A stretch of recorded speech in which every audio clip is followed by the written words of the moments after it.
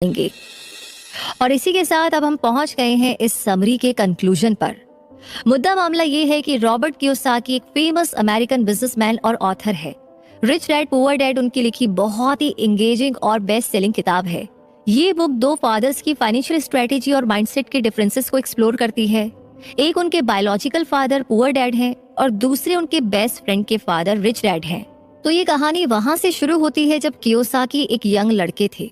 इस समय वो अपने दोनों फादर से मनी के बारे में वैल्यूएबल लेसन्स को सीख रहे थे।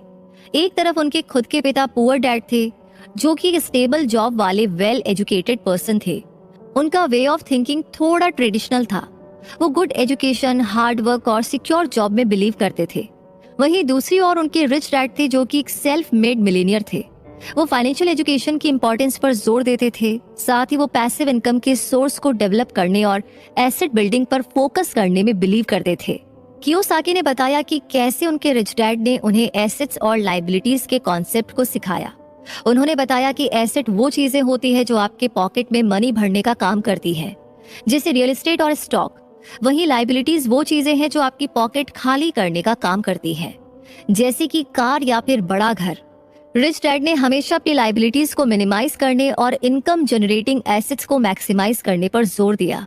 इस बुक का एक और इम्पोर्टेंट लेसन है पावर ऑफ फाइनेंशियल लिटरेसी। इसका मतलब है कि फाइनेंशियल दुनिया जैसे कि बजट, सेविंग और मनी मैनेजमेंट के बारे में पूरी जानकारी रखना।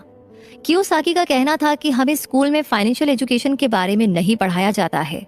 इसके कारण कई सारे लोग इस फाइनेंशियल लिटरेसी से छूट जाते हैं, जिसके चलते उनके माइंड में इन बातों को लेकर के डर बना रहता है।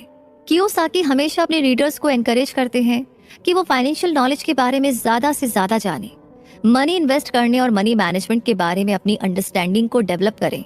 इसके अलावा ये बुक कैलकुलेटेड रिस्क लेने और अपने फेलियर के फियर से ओवरकम करने की बात भी सिखाती है।